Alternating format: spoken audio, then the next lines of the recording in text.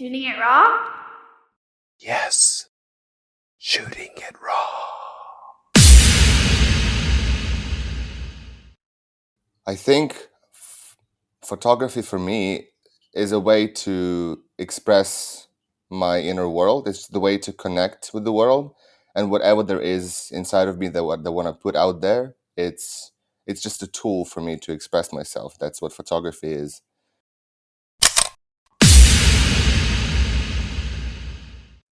Roman Olinchuk. Am I saying your name correctly? Yep. Olinchuk. Olinchuk. Sorry, Olinchuk. Okay. Roman, thank you for joining me on the podcast. We're going to get to know about you and figure out how you tick, or at least learn a little bit. I mean, how much can you learn in an hour? I'm super excited. I haven't looked at the photos. I know that you're a photographer, so I try to find out as little as I can of the person. And the reason we met was because, how did we meet? Well, I think Vish introduced, right? Yes. He introduced you to me and me to you, basically. Nice. Well, welcome to the podcast, and let's jump into your first photo, yeah? Thank you for having me. Of course. Thank you for having me. But wait, first of all, Roman Olinchuk. Dark-featured, handsome man. What kind of name is Olinchuk? Olinchuk, this is Ukrainian surname. Oh, okay, so you're Ukrainian. Great. Yes, Amazing. I am. Okay, yes. So let's go to the first photo.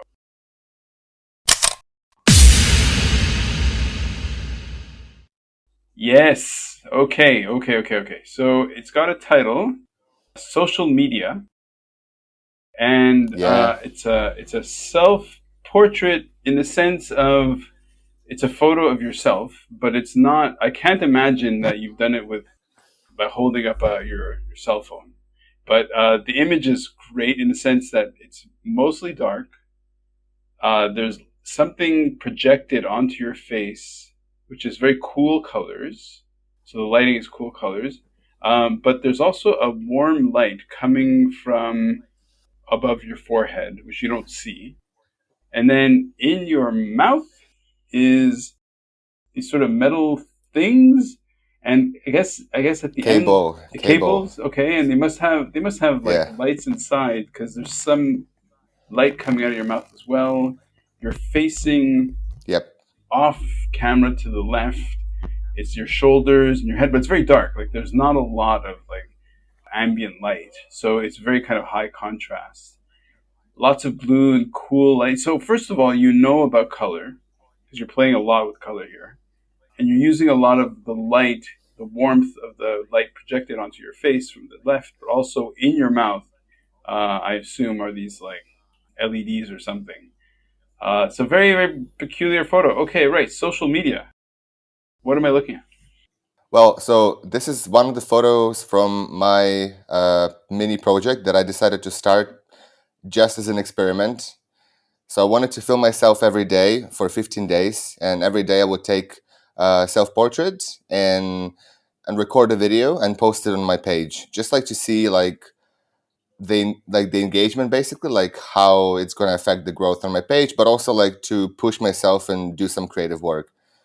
And I didn't know what kind of effect it's going to have on me because, it's like every day you're really focused on how to look at yourself from different angles, but also like some of the self-portraits, they didn't really have any meaning behind. It's more like I just wanted to visually make it captivating. And some of the portraits, like I was trying to think maybe what kind of meaning I can put behind. Well, it stretched to more than 15 days, like over the month, actually. So the first like 7-8 days I was going every day. But the thing is, like, going to work, I work as a teacher, a part-time teacher, and going to work, coming back home and doing all of that, like filming and then editing photos, editing video and posting, it was very energy and time consuming. So yeah, it was like just an experiment as itself, and it really had an interesting effect on my self-perception. It's kind of like I allowed myself to look differently. I allowed myself to post basically myself on social media much more than I did before, and kind of like accept my different, because we all have insecurities, and kind of like be like, hey, that's me, that's who I am, and I'm not afraid to be myself. So that's that kind of effect these self-portraits had on me. and particularly this one that you see on the picture. Why it's about social media? Because I mean, it's a big part of our lives now, and especially for people who are doing photography, for artists, it's just the best tool out there that you can use to promote yourself, to be seen, to put your artwork out there. But it usually doesn't, in many cases, it doesn't work in people's favor because of the almighty algorithms. So, yeah, like this portrait, it's kind of like it shows how it's kind of like my hate towards social media because I'm so consumed, and but at the same time, it's fascinating this new technology, how it works, and how it affects our lives.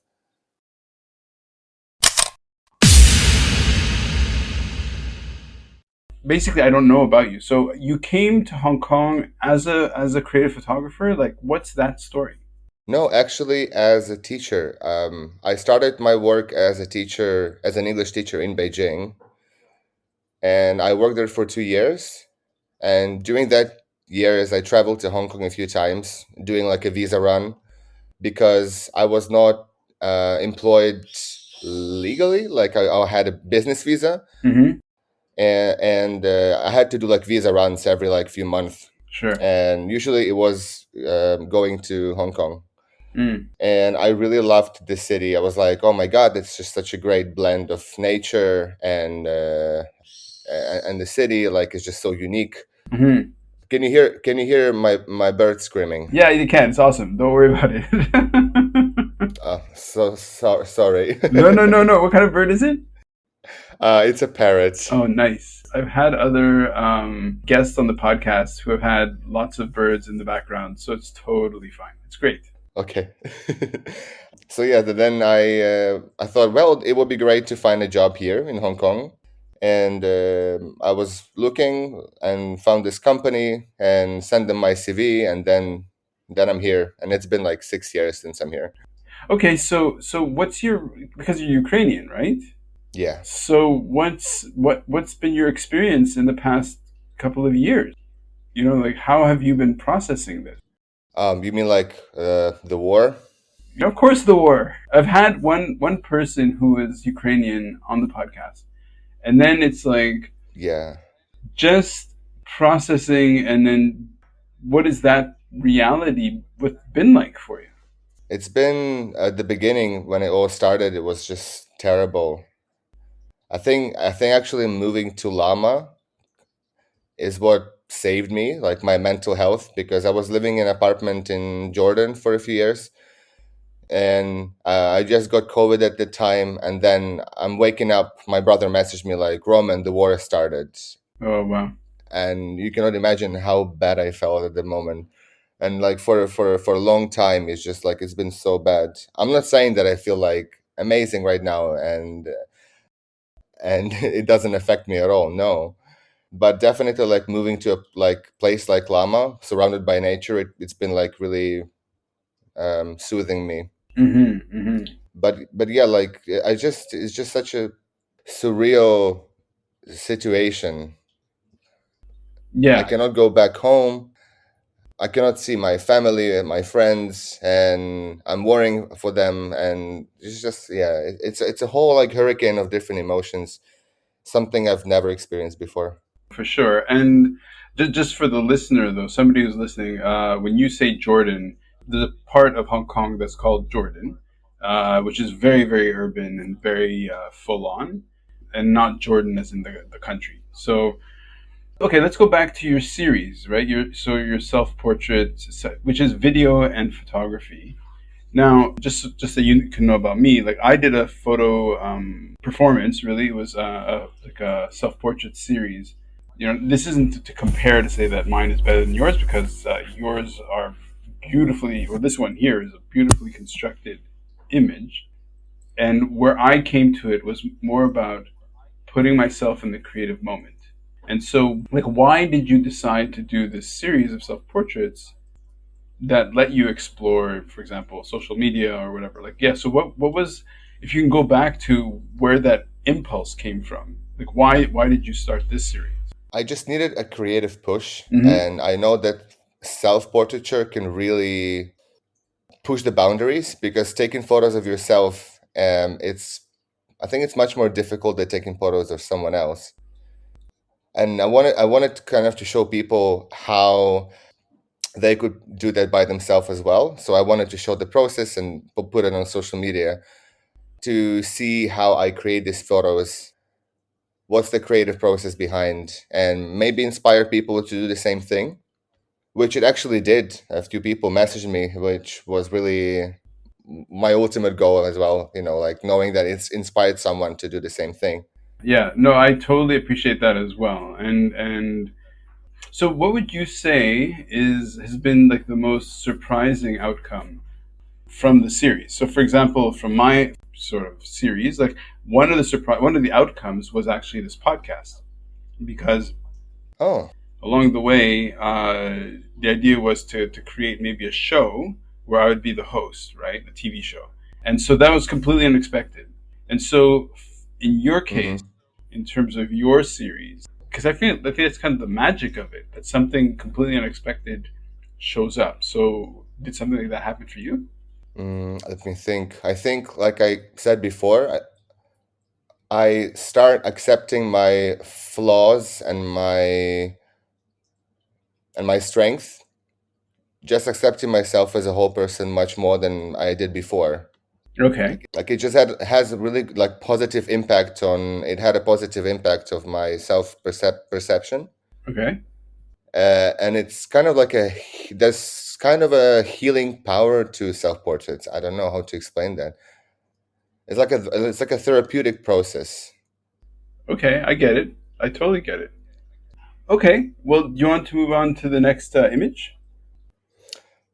Sure, yeah. You want to say more about this particular image? It's a very dramatic. I mean, so for example, how long did it take for you to set up like the background and then the props and the lighting? Well, this one actually was one of the easiest Oh ones. wow. There were some other self portraits that took me like a few tries to do them.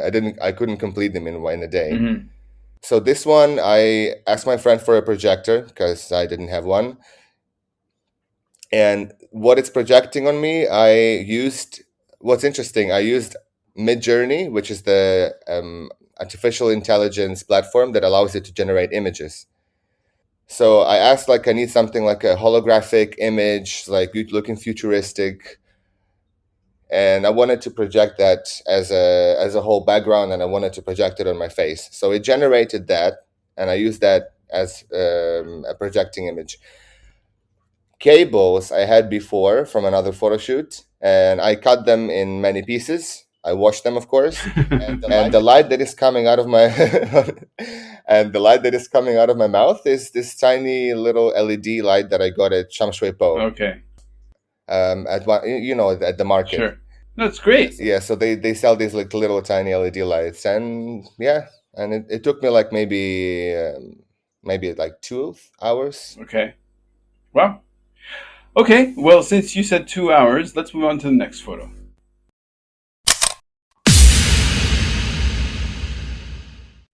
This one's called Healing Through Self Portraiture. Is it in the same series? Maybe, but it's a photo of you. Again, it's very dark. So there's essentially like a light is coming out of your palms. Your eyes are closed and you're kind of looking up. There's almost a religious sense to it, kind of like those Renaissance compositions. So your hands are kind of over your face, your eyes are closed, and the light is super warm and it falls off very quickly. And behind you is what looks like to be things that are suspended in the air with lighting from behind, like in white light. So there's a real attention to the color temperature or the lighting of it. I don't know what is being suspended. It's almost like ghostly things, like a mobile or something. And this healing through self portraiture. Please explain. Yeah, so it's still connected to what we were talking about before. Mm-hmm. So this particular self portrait. So what you see on the picture is the light going out of my hands. So it's kind of showing the self healing power. Mm-hmm. what it can do when we are more compassionate towards ourselves. And those glasses floating above my head is kind of like, let's call it like different traumas that we all, that I have throughout my life. Mm-hmm. And it's kind of shows that, like I'm in the process of healing myself, basically. Mm-hmm. Okay.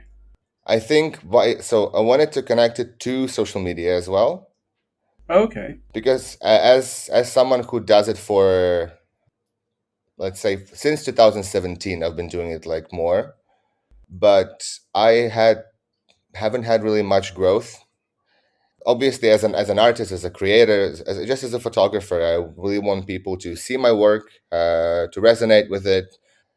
But like I said, social media can be quite toxic on people's perception, especially when it comes to like comparison with yourself, with other photographers, creators.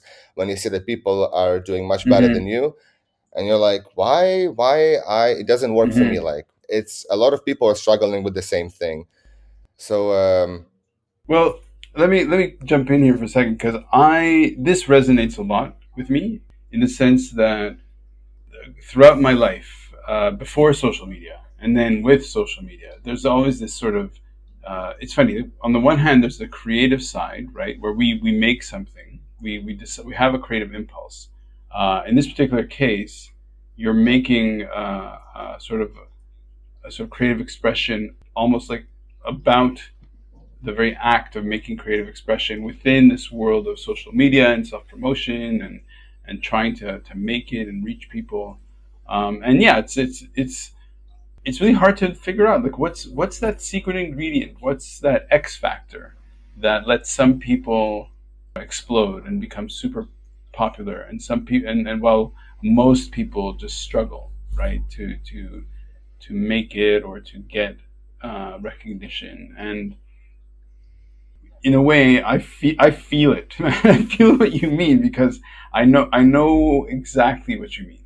It's like, for example, my photo series, the core of it was about me making creative expression, but then around that is me trying to get awareness or recognition or success or whatever.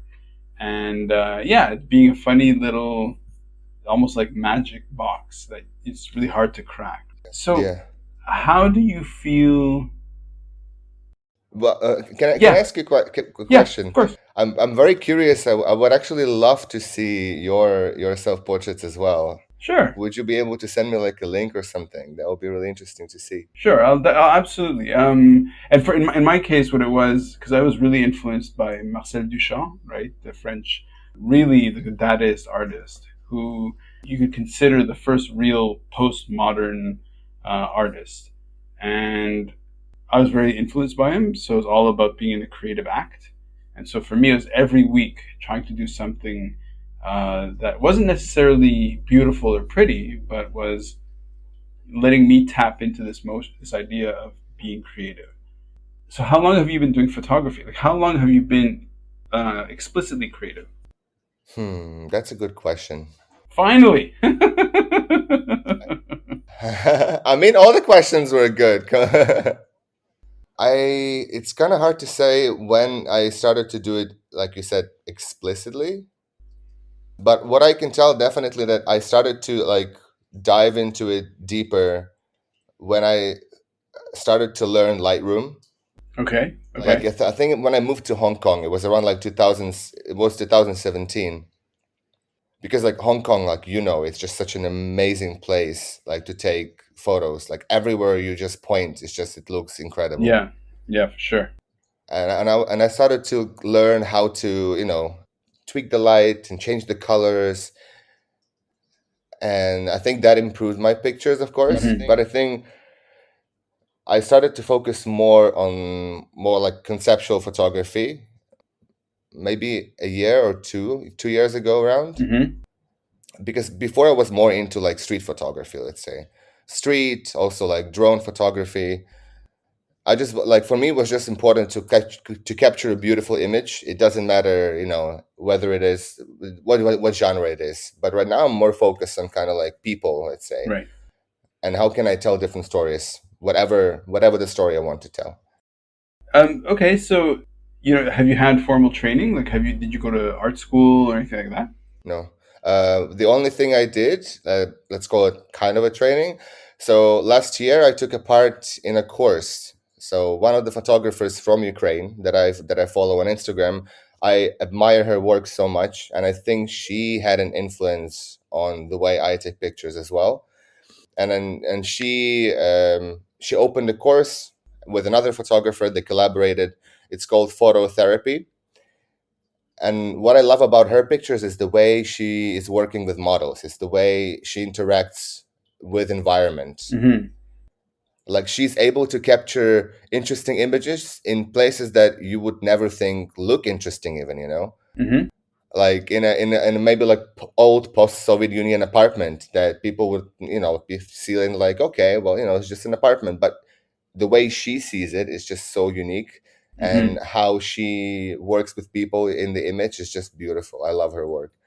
And I took a course because at that time, I don't know, I was feeling down, so I needed some push as well, and that course really helped me. Where is she based? Well, now she's in Poland, in Warsaw, I think. Right. So again, it's a funny thing about, I think, like, photography, in terms of how you're approaching it and how I have. It's this thing of we're creating images that we would like to have some resonance with the viewer, right? So, like, how much do you project yourself to be a kind of viewer? You mean, like, some people will just make their art and say, well, I don't care what the result will be, but like what people think about it. I'm just going to make what is a pure reflection of what I'm imagining, versus I want to create something that is going to be popular or successful, in quotes. So, how much do you, like, when you compose the image, do you kind of play with those two ideas? Another good question.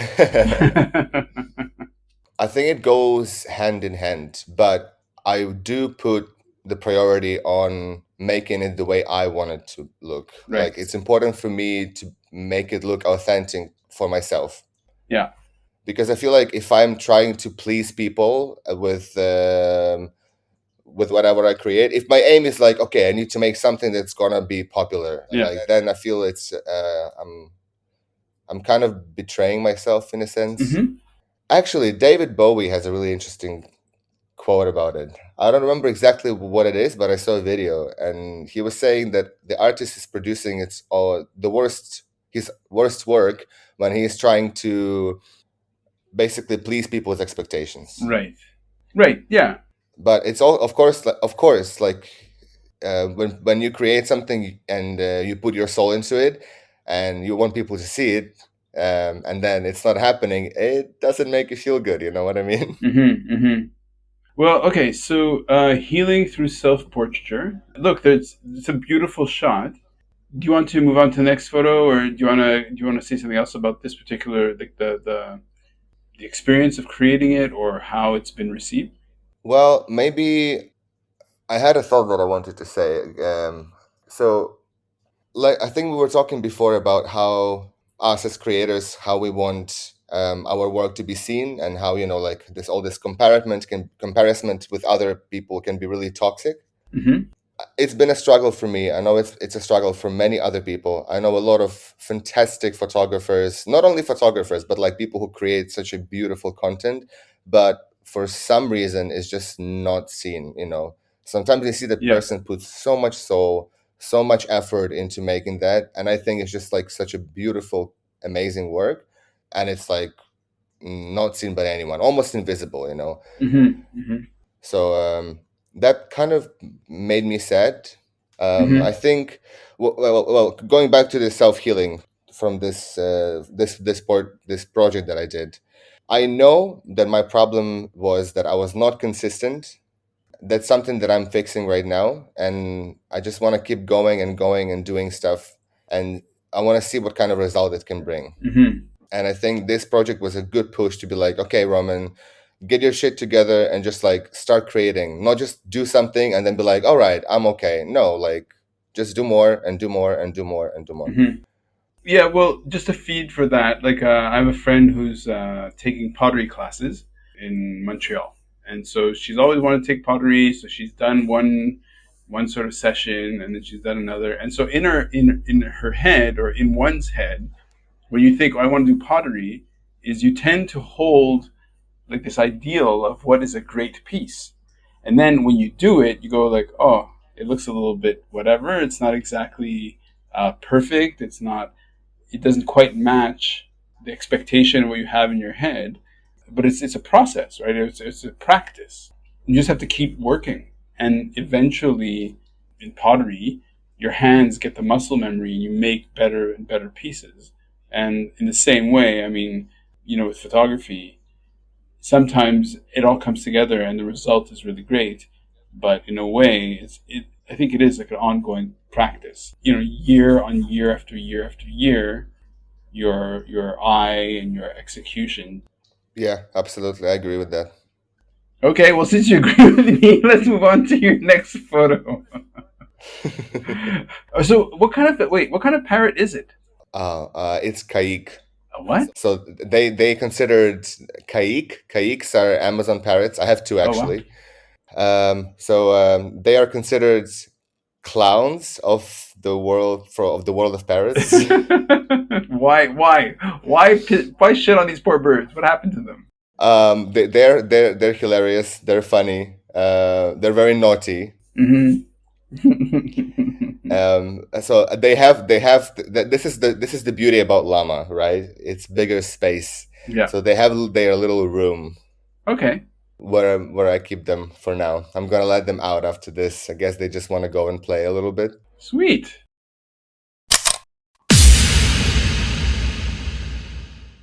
Oh, inward focus. Creative is often painful by Roman Olinchuk. Yeah. What I really enjoy about your okay, so you already said that you're sort of really focusing more closely with Lightroom, and so I can see that you obviously have a very clear sense of light, and so in this photo is it's kind of bonkers. Okay, so the background is like the exposed root. I don't know the name of that species of tree, but it's like this tree that's kind of taken over what could be a wall or a boulder, and that's like the background. It's dark and it's kind of got this grayish green black texture, and in front of it is you, kind of looking. In this photo, you seem to have a mustache, but your head's slightly tilted. And what really makes the image is this kind of rendering of three butterflies that are kind of purple, violet, light. But there's also this geometric kind of almost like hand drawn two blocks with triangles, whatever, and they seem to be cutting into your face, so we don't see your eyes, but it's like this scribble, and then underneath that is black, like black makeup or whatever, that it's like almost like blood just pouring out of your eyes, but you don't see your eyes. So it's a very, yeah, very strong image. Definitely want everybody to go on the website and check it out because it's really fantastic. Thank you. Where is this coming from, and what would you like to say about it? Well, this is one of the last images from this project that I did, Mm-hmm. and I wanted to tell with this image. I wanted to tell people um, that I do, coming from my own experience, and just like noticing how much people spend time inside of their heads Mm-hmm. rather than being in a moment, like enjoying the present moment. And I think the more you're focused on your, let's say, inner world, the more time you spend in your head, the more painful it becomes. Like you're too focused on some problems, on overthinking things, like, past and future, this and that, that like everything that is happening at the moment around you is just kind of like slipping through your fingers, basically. Right. Right. And it's kind of an image, this image, I wanted to remind people like, hey, stop and breathe and be present, Hmm. go for a walk, talk to your friends, like put the phone away, do something that can make you happy at that moment. Maybe Hmm. go for a swim, whatever there is, but just try to be present. One of the reasons why I wanted to do that, because when I traveled to visit my family, my brother lives in New York, and I had a chance to travel this January, and my mom, she got visa, so she traveled as well from Ukraine, and it was a big reunion for all of us. Since my brother left, my mom was not able to see him. He's trying to get the green card and all of that, and it's a long process. So overall, it's been like 7 years since we all seen each other all together. Wow. Yeah, so it was a big reunion for us, and that was a big change. I noticed, like, especially talking about my brother and his wife as well. I know that we're all caught up in our problems, right? In our daily life. But when I was there, I noticed how much he was not present when I was with him. I was like, hey, like Andri, like that's my brother's name. Hmm. I was like, can you just enjoy what we have right now? It just seems like he was with me, but you can tell that he was in his mind, he was somewhere else. He was thinking like about some things he was dealing with. I don't know, some problems, Hmm. and I was like, dude, I'm not here for a long time. I haven't seen you for so long, so let's just try to enjoy what we have and enjoy each other's presence. And because I'm not going to be here for too long, I'm going to go back to Hong Kong and we're going to miss each other again, right? Yeah. So that was another reason why I decided to make this image as well, because it was important for me to kind of like, tell people, deliver this message to people, let's Right. say. Yeah, it's like, well, I think you've also got like the different layers, right? So when I hear what you're saying and I'm looking at this image, right? So there's the layers, for example, in the back of this tree that's wrapped around, that's taking over either a building or a rock. That it's hard to know what it is, but you can see the texture of the tree. It's kind of organic and fluid. You don't see any leaves. All you see is the exposed. I don't remember the name of the tree, but it's like trunk slash root, and then in front of that is you with this neutral kind of expression. But again, you can't see your eyes because you have this like drawn over scribble. It almost looks like you're wearing a blindfold, and it's like your eyes are bleeding this black ink, and yet there's this geometric side that's kind of extended over your head and a bit over your face and your head. So that kind of, it's like this imposition of order, or of like, it's like a mathematical conceptual sort of frame, and out of it are these three very light pastel, almost pastel colored butterflies. So when you were in New York, was it just your mom, your brother, and you, or were there more people? Well, it was also my brother's family, his wife and his child. Hmm. My dad was not able to leave the country because he's 59. If you're below 60, then you're eligible to go to war, basically. Right, right. So Okay. my dad had to stay. Sure. And it's a very, you mean, like for somebody who's not in your shoes and hasn't lived your experience, so on the one hand, it's funny because the words coming from you to explain this image are quite uplifting, which is all about be present and be in the world. And yet the image itself and then the backstory of you and your family is dark and it's heavy and it's almost what is your relationship to the idea of hope for the future? God damn, this question. Can you repeat the question again so I can like focus on Sure. it? Yeah, like in terms of, okay, so on the one hand, the impulse, which is very about almost optimism, about getting out of your head and being in the world. So Yeah. that's one side, and yet the actual image itself is almost dark. It's almost pessimistic. Well, not really pessimistic. So my question is, what is your relationship to the idea of hope for the future? Hmm. You mean how do I see like the exit from this inward focus situation? Well, if creativity is painful, is often painful, and yet it's this outlet for you to express yourself and to make sense of your experience and your reality.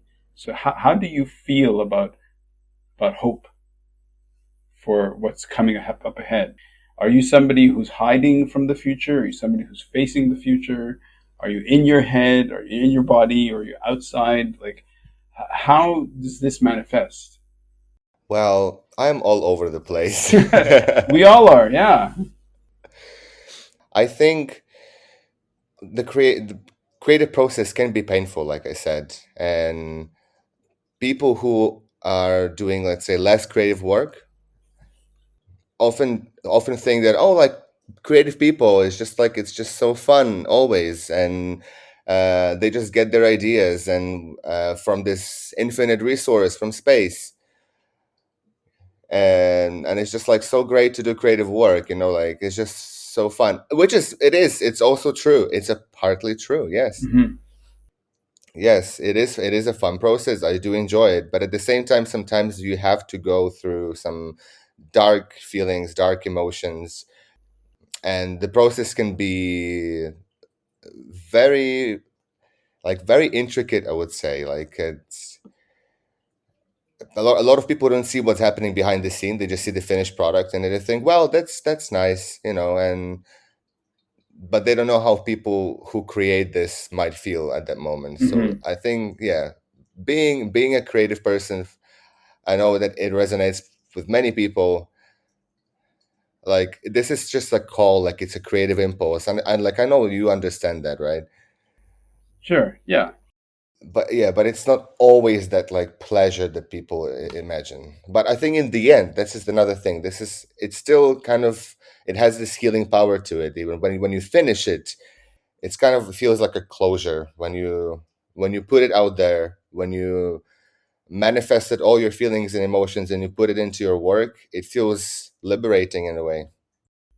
Wow, that's very beautifully put. That's exactly right.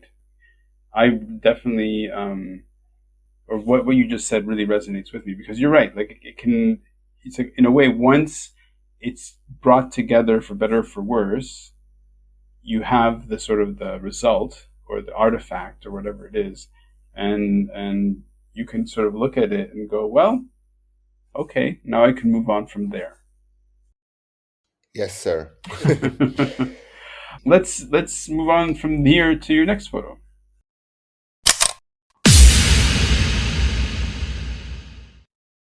I really have to say that because I don't know, I think the image that Vish used was just of the guy standing on the roof, and there's it's, as far as your aesthetic is concerned, as far as the five images that I've seen, or that because now I'm looking at your the fourth image now. Your use of light and your use of composition, there's a lot of darkness. There's a lot. I mean, it's mostly black, mostly dark. Before we go on to this photo, because I'm looking at it now while I'm speaking to you, and it's and I'll describe it in a second. But how about you talk about like why is black space, empty space, not white space, but black space, such a feature of the images that I've seen? I think I started to like chiaroscuro, which is the type of term that appeared from paintings, Mm-hmm. as far as I know. There is this photographer, YouTuber, Jamie Windsor. I'm not sure if I'm pronouncing his surname properly. Mm-hmm. But the whole point is, I watched a video where he introduced chiaroscuro, and I just fell in love with this beautiful interaction of light and darkness Mm-hmm. and this really high contrast.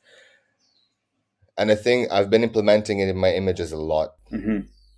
I think he had an influence. Sure. Well, it's great, and I'll like it. Definitely gives your the images I've seen a real kind of family. Like they all obviously look like they belong to you, right? Like it's definitely representative of something in you that you're.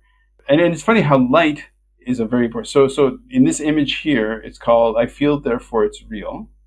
and it's is that you in the water? No, no, that's my friend. Okay, okay. So it's We do look alike. a little bit. I mean, it's so it's a handsome guy wearing. He's in the water. He's wearing a kind of a canvasy or light cotton shirt that's not colored. It's just whatever color that is, like a non-color cotton. He's looking upward, and the water is at the level of his shoulder blade, and his hand is at the is kind of broken free. There's ripples in the water, so I assume you were in the water when you're making the photograph. He's looking up, and there's a high key light pointing down on him. I don't know if it's like a street light. I don't know if it's a strobe. I don't know if it's the moon. I mean, if it is the moon, it's very bright, but most of the image is totally black.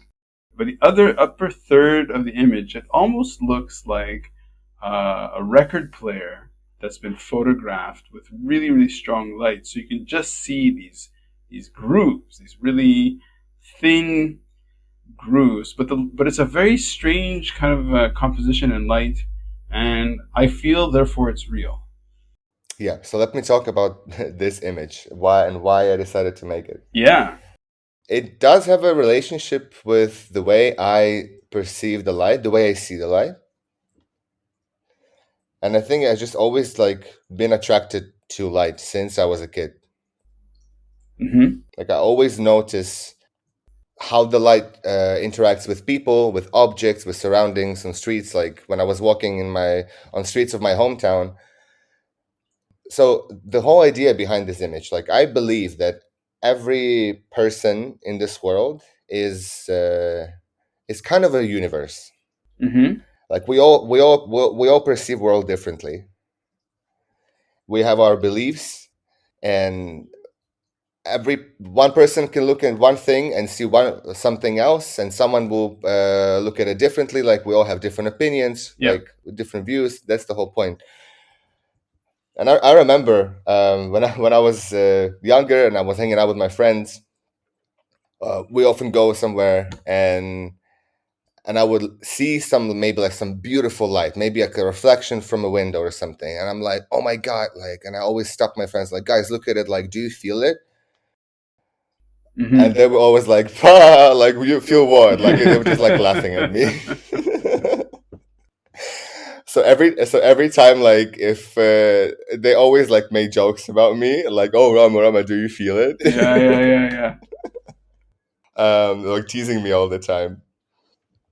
But that's kind of like what I wanted to show with this image. This is what I feel when I see some beautiful, beautiful light. Let's say Well, it's really it was also made in an interesting way. Yeah, yeah. Okay, so how did you make it? How did you make it? Because it's quite interesting that you have your friend in the water. Is this around Lamma? Like how did you make this photo? yeah, it is on Lamma. It's in the sea. So the light that you see on the image, it's attached to the drone. Oh, This is an LED light, so like LED stripe that I got again at Shamshui, the best place in Hong Kong. So I got two LED stripes and I attached them to each other. Then I got this little power bank. I had to get like a USB extender Yep. because both lights had one USB port. So overall, like I attached all that stuff to my drone. And my friend, who also lives in Lama, she was controlling the drone at that moment. And that light hanging is basically this LED stripe. And the effect that you see that it makes, like these lines, right? Mm-hmm. It's amazing. This is a streak filter that Ah, you can put on the lens, so it looks like it's creating this kind of effect. So every time you point at the light source, it's gonna make this kind of light. that's wicked. So that's how it was made. That's great. So it's really interesting that first of all, photography is capturing light. It's not about capturing the darkness. It's about capturing light. And so it's interesting that your friends are going to be like, oh, they kind of make fun of you of having this like this connection to seeing these, to light itself, that you're trying to share with them, and they maybe don't get it quite as much. There's this thing called synesthesia, which is people kind of get, they sense multiple things at the same time. So, for example, somebody who listens to music will be like, "Oh, that the sound is almost like it's almost like blue or orange or Yeah, like yeah, yeah, yeah, yeah. mixing that up." I have that with the sound as well, actually. Yeah. So supposedly though, there's a percentage of the population that has synesthesia. Some people have it really strong, some people less so, but it's part of the population. And it seems that you're just listening to you talk. Yeah, you fall in there somewhere, maybe. So in this case, like, it's interesting because your images are like, there's a real kind of conceptual or real sort of thoughtful aspect to it, right? So here, like, I feel, therefore it's real. Like, it's almost it's a commentary of sorts, right? Like, so it's, you're kind of trying to make a statement, not only make an image. So where do you think that comes from? I think that comes from the need to be understood. Okay, yeah. Like I said, like we were talking about creative process before, about doing creative work. You, of course, you want your work and whatever you make to be understood by people, Hmm. and you want it to resonate with people. Yeah, for sure, for sure. So it comes from there, yeah. In terms of your photographs, in terms of how you envision it for the next year or 5 years or for the rest of your life, like, how do you see your photography expanding? Well, ultimately, I would love to get interesting projects. Would love to work with artists and work with brands. To be honest with you, I almost make no money on photography right now. Most people don't. Like most of the stuff that I shoot is just a passion, basically. Hmm. Hmm. Yeah, but for the future, of course, I would love to be involved in some big creative projects where I could showcase my skills, put my vision into it, put my soul into it, and of course, get a benefit. Right. So yeah, just want to create and make money on my work. That's what I want. Nice. Nice. Let's just say it once, for some, if somebody wants to experience your, like, a much broader range of your work, where can they find you online? I think Instagram would be the best place. Okay, so let's talk about that for a second before we go. Like, Instagram is a great place of having people's sort of like immediate reaction. But do you feel like you get people's longer engagement with your work? Is it only about getting hundreds or thousands or millions of likes? Or is it better to have 10 or 20 people actually visiting your website to actually engage? Like, what's your feeling towards that? What do you mean when you say actually engage? Well, like, in terms of ultimately buying your work, or in terms of reaching out to sort of say, wow, I really love this work. I'd like to hire you, or whatever it is. Like, I think Instagram or social media is a really great way of getting immediate either response or approval or reactions. But it's not necessarily, I don't know, my experience has been, it's not necessarily where I get people actually saying, I want this, or I want to hire you. Yeah, yeah, I know what you mean. Well, I think learning how to monetize, let's say, your audience is another skill that is yet to be learned by me.